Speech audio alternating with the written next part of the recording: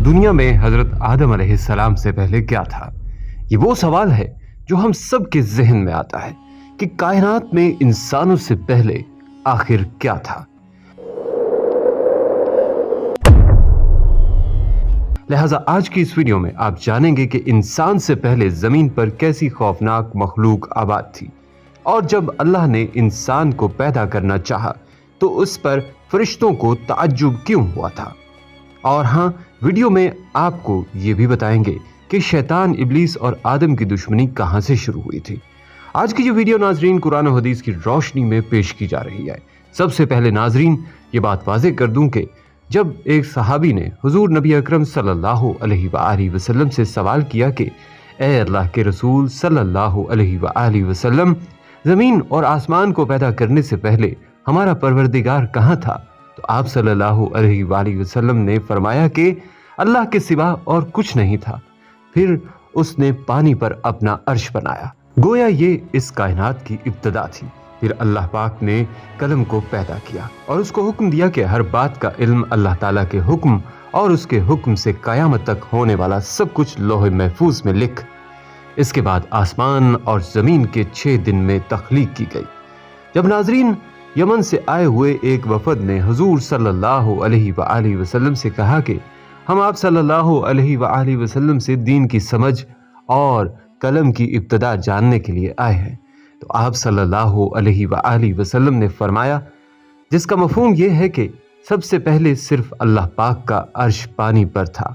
फिर उसने कलम पैदा किया। इस कलम ने लोहे महफूज पर कयामत तक होने वाले तमाम वाक़यात लिख दिए। फिर आसमान और ज़मीन को पैदा किया गया। नाज़रीन, इसकी जो तरतीब हमें रिवायात से पता चलती है वो कुछ यूं है कि अल्लाह ताला ने हफ्ते के दिन मट्टी यानी ज़मीन को पैदा किया। जब अल्लाह करीम ने ज़मीन बनाई तो वो कांपने लगी। फिर अल्लाह करीम ने इतवार को इसमें पहाड़ बनाए ज़मीन को सहारा देने के लिए, ऐसे जैसे इसमें कील ठोंक दिए। इससे ज़मीन साकिन हो गई। फिर पीर के दिन इसमें दरख्त लगाए। मंगल के दिन तकालीफ, मुसीबतें, जरासीम और बीमारियां बनाई। जबकि बुध के दिन नूर को पैदा फरमाया। जुमेरात को जमीन में चौपाए बनाए और इन्हें जमीन पर फैला दिया। और फिर जुम्मा के दिन की आखिरी घड़ियों में यानी असर की बाद आदम अलैहिस्सलाम को पैदा फरमाया। अल्लाह ताला ने इंसान की पैदाइश से पहले उसकी आसाइशों के लिए जमीन और इस पर जरूरत की तमाम अशिया पैदा फरमा दी थी। यानी मखलूक की इब्तिदा में आखिरी नंबर पर इंसान को पैदा किया गया और नस्ल इंसानी में सबसे पहले तख्लीक हजरत आदम अलैहिस्सलाम की थी। वो तमाम इंसानों के बाप हैं। इंसानों की पैदाइश से पहले फरिश्तों और जिनों की तख्लीक भी हो चुकी थी। और नाजरीन, फरिश्तों का असल ठिकाना आसमान है और फरिश्ते जमीन वालों के लिए इस्तग़फ़ार करते हैं। फरिश्तों को नूर से पैदा किया गया, जबकि जिनों की पैदाइश आग से की गई। इंसानों की तख्लीक मट्टी से हुई, जबकि शैतान जो था वो भी फरिश्तों में से नहीं बल्कि जिनों में से था और उसकी तख्लीक भी आग से की गई। कुछ रिवायात से पता चलता है कि हजरत आदम अलैहिस्सलाम से 2000 साल पहले जिन्नात पैदा किए गए, और जब वो फितना और फसाद में हद से आगे बढ़ गए तो अल्लाह ताला ने उनकी तरफ फरिश्तों का एक लश्कर भेजा। उनमें खूब मार का आराई हुई और फरिश्तों ने जिनों को तहस नहस कर दिया और समंदरों के जजीरों में पनाह लेने पर मजबूर हो गए। और आज तक उनके रहने की जगह यही जजीरे हैं, क्योंकि शैतान जिन्नात का सरदार है। शैतान का एक तख्त है और वो तख्त पानी पर है। इब्लीस का असल नाम इज़ाज़ील था और इसकी नाफरमानी के बाद इसे इब्लीस का नाम दिया गया। यहाँ ये बात भी नाजरीन जान लीजिए कि दुनिया में पहले जिन्नात की हुकूमत थी। यहाँ खून रेजी थी, दंगा फसाद था, नाफरमानी और कुफ्र व शिर्क का गलगला था। नेकी बहुत कम थी, बदी बहुत ज्यादा थी। खालिक़े कायनात ने जिन्नात से दुनिया की हुकूमत लेकर एक दूसरी मखलूक को देना चाहिए ताकि जिन्नात का गरूर खाक में मिले। आसमान दुनिया की गहमा गहमी किसी बड़ी खबर की नवीद सुना रही थी। जूं जूं वक्त गुजरता जा रहा था, तस्बीह और तहलील में मसरूफ फरिश्तों के तजस्सुस और बेचैनी में इजाफा होता जा रहा था। नजरें बैतुल मामूर पर थीं और कान अल्लाह की पुकार के मुंतज़िर। बिलाखिर इंतजार की घड़ियां खत्म हुई और रब्बे जुलजलाल का हुक्म फिजा में बुलंद हुआ, मैं जमीन पर अपना नायब बनाने वाला हूं। अल्लाह ताला ने फरिश्तों को इत्ला दी कि मैं जमीन पर अपना खलीफा बनाना चाहता हूं, जो इख्तियार और इरादे का मालिक होगा और मेरी जमीन पर जिस किस्म का तसव्वुफ करना चाहेगा कर सकेगा और अपनी जरूरियात के लिए अपनी मर्जी के मुताबिक काम ले सकेगा। गोया वो मेरी कुदरत और मेरे तसर्रुफ व इख्तियार का मजहर होगा। फरिश्तों ने जब ये सुना तो हैरत में रह गए और अल्लाह के हजूर बतौर सवाल अर्ज किया, ऐ खुदाए बेनियाज, क्या आप ऐसे को पैदा करना चाहते हैं जो जमीन को फसाद और खून रेजी से भर देगा? यानी फरिश्तों ने इस नई मखलूक को जिन्नात पर कयास किया और वो ये समझे कि नई मखलूक भी जिन्नात की तरह बेहद सरकश और नाफरमान होगी। वो बोले कि हम जमाते मलाइका आपकी तस्बीह और तहलील के लिए काफ़ी हैं। अल्लाह ताला ने जवाब दिया, आदम की पैदाइश करने में जो जो हिकमतें हैं तुम उनसे वाकिफ नहीं, बल्कि हम ही खूब जानते हैं। जब अल्लाह ताला ने आदम अलैहिस्सलाम को पैदा करना चाहा तो हज़रत जिब्राइल अलैहिस्सलाम को हुक्म दिया कि कुरे अर्ज़ से मट्टी लेकर आओ। हज़रत अबू मूसा अशरी रज़ियल्लाहु ताला अन्हु से रिवायत है कि नबी करीम सल्लल्लाहु अलैहि वसल्लम ने इरशाद फरमाया, अल्लाह ताला ने हज़रत आदम अलैहिस्सलाम को एक मुट्ठी खाक से पैदा फरमाया। ये मिट्टी तमाम रूए ज़मीन से हासिल की गई थी। यही वजह है कि हज़रत आदम अलैहिस्सलाम की नस्ल में मुख्तलिफ रंगो ज़ुबान के लोग पाए जाते हैं। अल्लाह ताला ने हज़रत आदम अलैहिस्सलाम को 4 अजीम शर्फ और मर्तबे अता फरमाए। नंबर 1, अपने हाथ से पैदा फरमाया। नंबर 2, रूह फूंकी। नंबर 3, फरिश्तों को सजदा करने का हुक्म फरमाया। नंबर 4, अशिया के नामों के इल्म से सरफराज फरमाया। तो फरिश्तों और इब्लीस से कहा, मैं खनखनाते हुए स्याह और सड़े हुए गारे से एक इंसान बनाने वाला हूं। जब मैं इसे ठीक तरह से बनाकर मुनासिब शक्ल दे दूं और इसमें अपनी रूह फूंक दूं तो तुम सब इसके आगे सजदे में गिर पड़ना। अल्लाह ने पूरी जमीन से एक मुट्ठी मिट्टी ली। यही वजह है कि आदम अलैहिस्सलाम की औलाद में कोई गोरा है, कोई काला है, कोई सांवला है, कोई नर्म है, कोई सख्त है, कोई नापाक है और कोई पाक है। फिर अल्लाह ताला ने इस मिट्टी के खुलासे से गारा तैयार किया। जब गारा स्याह और बदबूदार हो गया और इससे खन खन की आवाज आने लगी तो अल्लाह ताला ने अपने दोनों हाथों से आदम अलैहिस्सलाम का पुतला बनाया। फिर अल्लाह ताला ने पुतले को कुछ अरसे के लिए वैसे ही छोड़ दिया। जब इब्लीस ने इसे देखा तो उसके गिर्द चक्कर लगाने लगा और उसको बगौर देखता रहा। इसने देखा कि पुतला अंदर से खाली है तो वो समझ गया कि आदम अपने ऊपर काबू ना रख सकेंगे। फिर अल्लाह ताला ने जुम्मा के दिन असर के बाद इस पुतले को जिंदा इंसान बन जाने का हुक्म दिया। हुक्म सुनते ही वो पुतला जिंदा इंसान बन गया।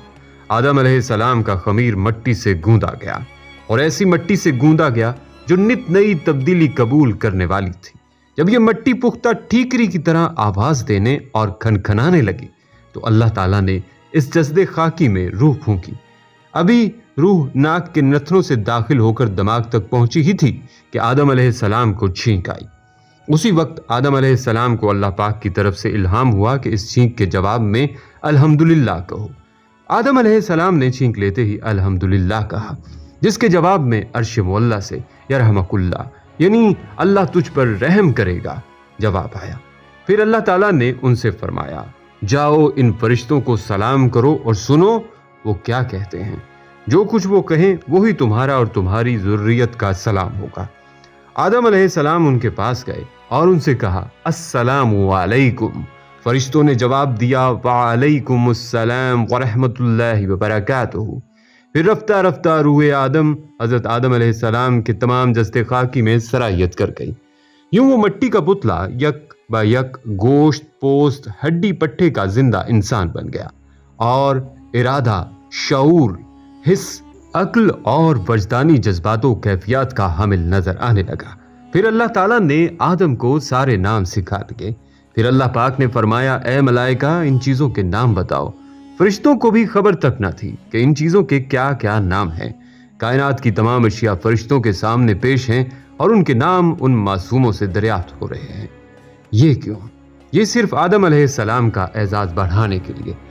लिहाजा इस अजीम सवाल पर सारे फरिश्ते आजिज हुए और सब ने इनकसारी से अर्ज किया, ऐ पाक परवरदिगार, تیری ذات خوب واقف ہے کہ ہم ان چیزوں کے نام نہیں جانتے، تو بس وہی علم ہے جو تو نے ہمیں عطا کر رکھا ہے، یعنی ذکر خدا اور تسبیح الہی، اور فی الحقیقت تو ہی سب چیزوں کا جاننے والا ہے اور بڑا حکمت والا ہے۔ جب اللہ تعالیٰ نے آدم علیہ السلام کو پیدا کیا تو چونکہ اللہ تعالیٰ وجود آدم علیہ السلام کے چراغ میں روحانیت کا روغن ڈال کر اسرار الہی کی قندیل روشن فرمانا چاہتا تھا، اس لیے آدم علیہ السلام کو خلاصہ موجودات بنا کر فرشتوں کے سامنے پیش کیا اور فرمایا کہ آدم کے سامنے سجدے میں گر جاؤ۔ فرشتے اب تک رب کے لیے سجدے کرتے چلے آ رہے تھے، مگر آج کا سجدہ جداگانہ نوعیت کا تھا، گویا کہ تھا تو یہ بھی حکم الہی کے سامنے، اور اس وقت حضرت آدم علیہ السلام اور الہی تجلی گاہ کے طور پر جلوہ گر تھے۔ ان کے سامنے کیے جانے والا سجدہ بھی در حقیقت رب ہی کو سجدہ تھا، کیونکہ اس کا حکم جو تھا، مگر اب یہ سجدہ بواسطہ آدم علیہ السلام تھا۔ یہ ایک ایسا سجدہ تھا جس نے کروڑوں کے سجدے مقبول بنا دیے اور ابلیس کے کروڑوں سجدے مردود کرا دیے، لہذا حکم خداوندی ملتے ہی تمام فرشتے سجدے میں گر گئے، مگر ابلیس نے سجدہ کرنے سے انکار کر دیا۔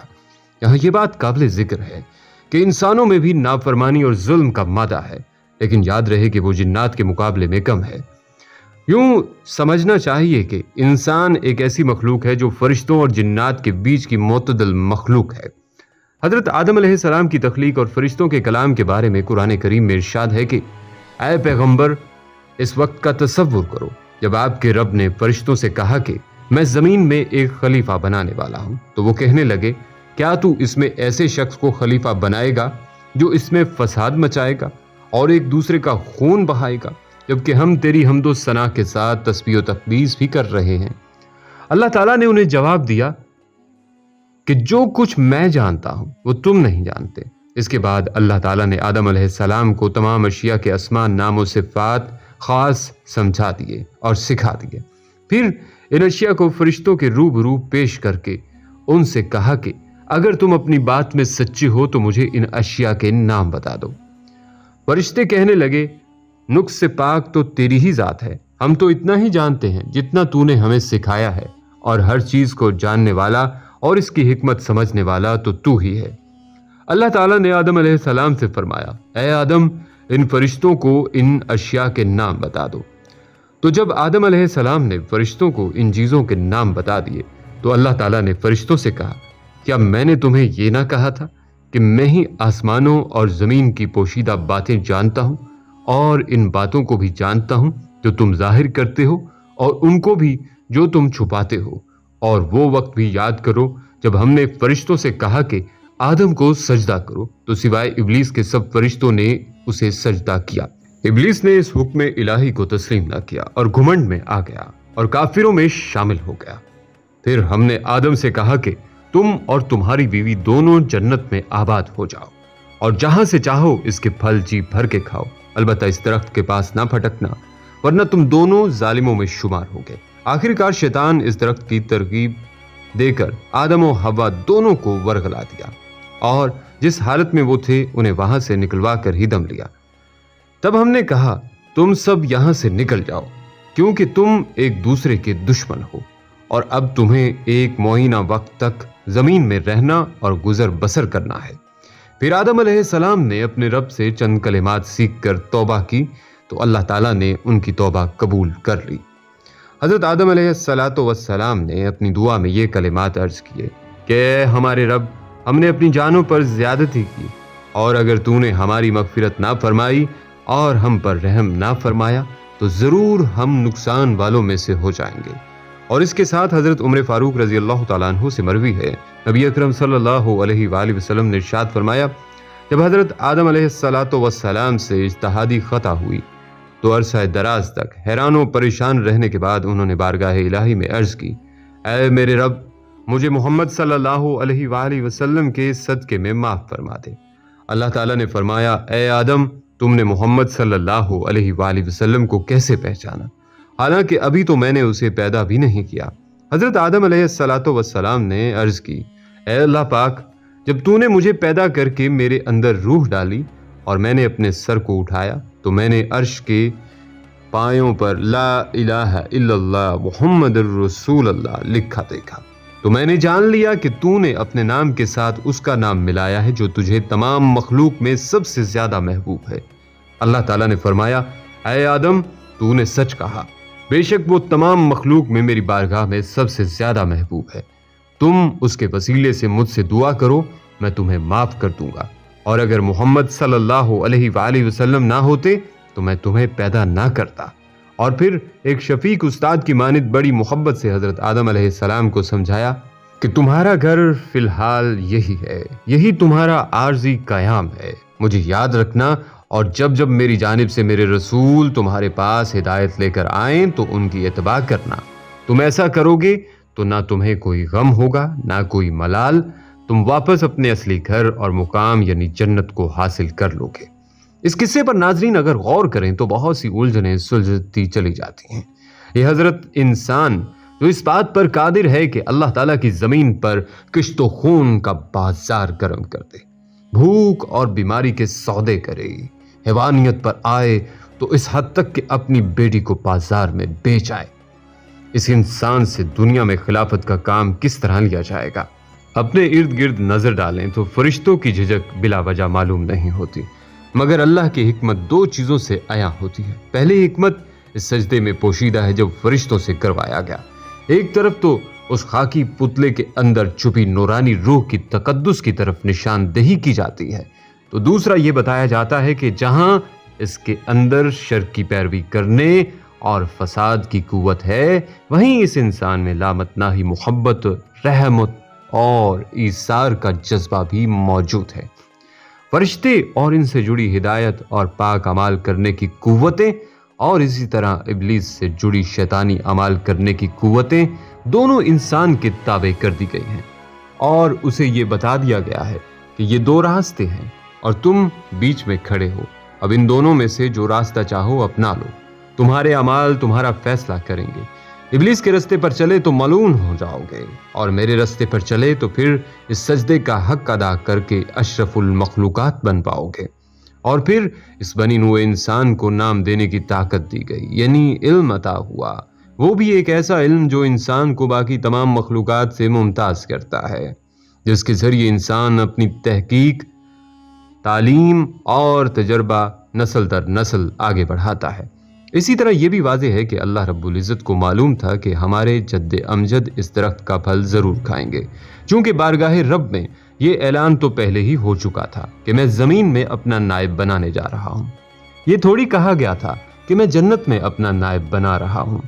اب سوال یہ اٹھتا ہے کہ پھر درخت سے کیوں روکا اور صرف ایک پھل کھانے سے جنت سے کیوں نکال دیا؟